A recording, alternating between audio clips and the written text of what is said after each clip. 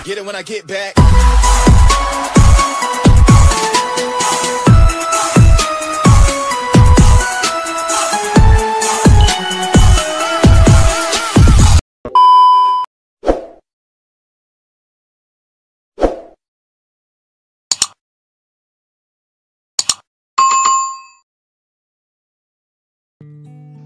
Bismillahirrahmanirrahim.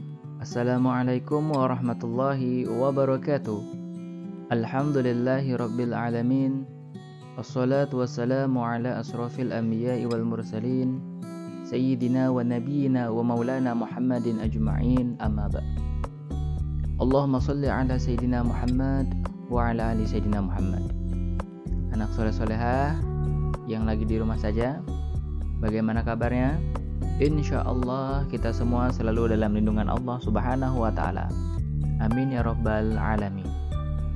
Nah, anak soleh-soleha, pada kesempatan kali ini kita akan mempelajari pendidikan agama Islam dan budi pekerti kelas 3 yang berjudul Senangnya Belajar Surah Al-Kautsar. Nah, anak soleh-soleha, sebelum kita memulai pelajaran, marilah sama-sama kita membaca doa terlebih dahulu. Bismillahirrahmanirrahim. Rabbi zidni ilman warzuqni fahman. Amin ya rabbal alamin. Nah, anak soleh-soleha, tahukah kamu tentang surah Al-Kautsar? Surah Al-Kautsar terdiri dari 3 ayat. Kata Al-Kautsar berarti nikmat yang banyak. Surah ini termasuk surah Makkiyah karena diturunkan di kota Mekah. Turunnya surah ini untuk memperteguh dan memperkuat iman orang-orang yang masih lemah. Surah Al-Kautsar merupakan surah yang ke-108 urutannya di dalam Al-Quran. Mari sama-sama kita menyimak dan mendengarkan bunyi bacaan surah Al-Kautsar. Surat Al-Kautsar. A'udzu billahi minasy syaithanir rajim. Bismillahirrahmanirrahim. Inna a'tainakal kautsar fasalli lirabbika wanhar inna syani'aka huwal abtar. Nah, anak soleh-soleha, kita baru saja mendengarkan bacaan surah Al-Kautsar. Selain membaca, kita juga dapat menghafalkan Al-Quran. Kamu dapat memuliakan Al-Quran dengan menghafal surah-surah pendek yang terdapat dalam juz 30. Salah satunya adalah surah Al-Kautsar. Silakan menghafalkan Al-Quran surah Al-Kautsar dengan jelas dan benar. Setelah anak soleh-soleha mendengarkan, membaca, dan menghafal surah Al-Kautsar, mari sama-sama kita mendengarkan penjelasan pesan surah Al-Kautsar. Dalam ayat yang pertama, yang artinya, sungguh kami telah memberimu, Muhammad, nikmat yang banyak. Maksudnya, Allah telah memberi nikmat yang banyak kepada Nabi Muhammad SAW dan umat Islam berupa kebaikan di dunia dan di akhirat. Adapun kenikmatan di dunia adalah nikmat kesehatan, rezeki yang banyak, teman yang baik, dan sebagainya.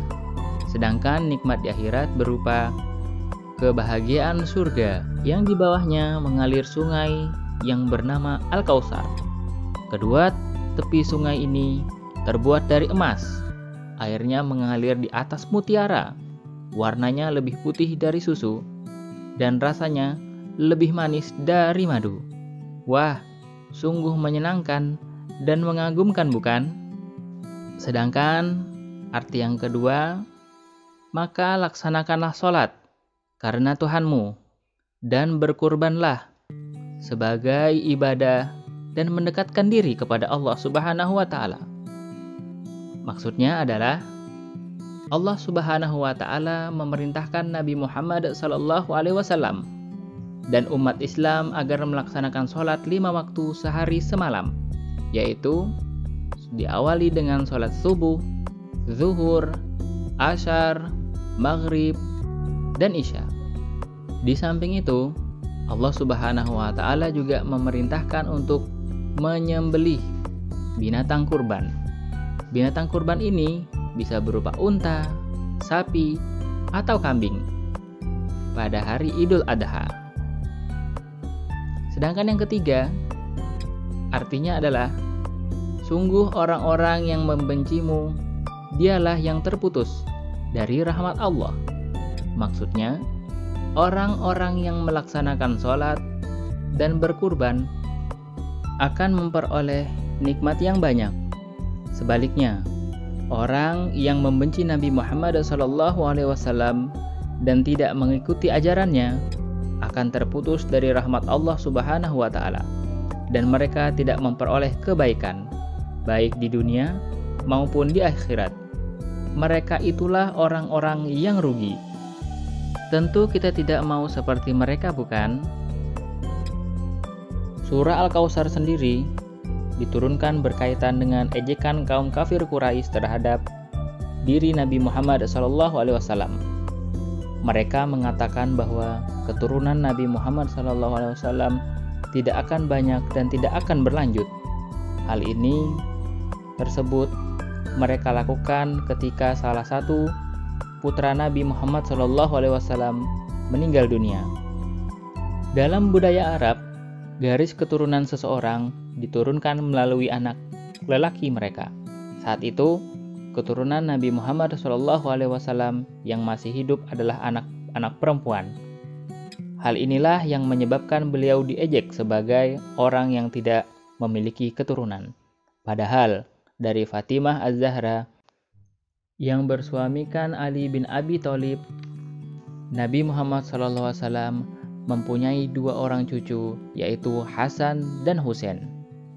Dengan cucu beliau mempunyai anak dan cucu. Hal ini membuktikan bahwa keturunan beliau tidak terputus. Melalui surah Al-Kautsar, Allah Subhanahu wa Ta'ala ingin membantah tudingan kaum musyrikin yang ditujukan kepada Nabi Muhammad SAW. Bahkan sebaliknya, karena tudingan tersebut, rahmat dan karunia Allah Subhanahu wa Ta'ala kepada mereka akan diputus sebagai hukuman atas apa yang telah mereka lakukan. Bantahan tersebut merupakan salah satu bentuk karunia Allah Subhanahu wa Ta'ala kepada Nabi Muhammad SAW yang patut untuk kita syukuri.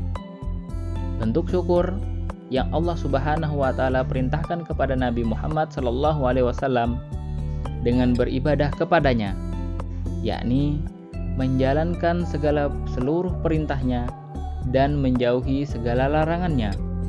Adapun ibadah yang paling besar nilainya di hadapan Allah Subhanahu wa Ta'ala adalah sholat dan berkurban.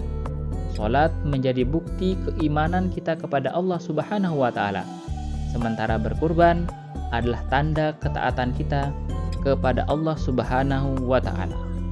Nah, anak soleh-soleha, semoga kita semua selalu dijagakan, dilindungi, diarahkan oleh Allah Subhanahu wa Ta'ala untuk menjalankan ibadah yang Allah ridhoi, dan kita akan mendapatkan ampunan di sisi Allah Subhanahu wa Ta'ala.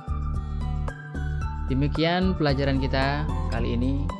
Insya Allah kita akan bertemu di materi selanjutnya. Wabillahi taufiq wal hidayah. Wassalamualaikum warahmatullahi wabarakatuh.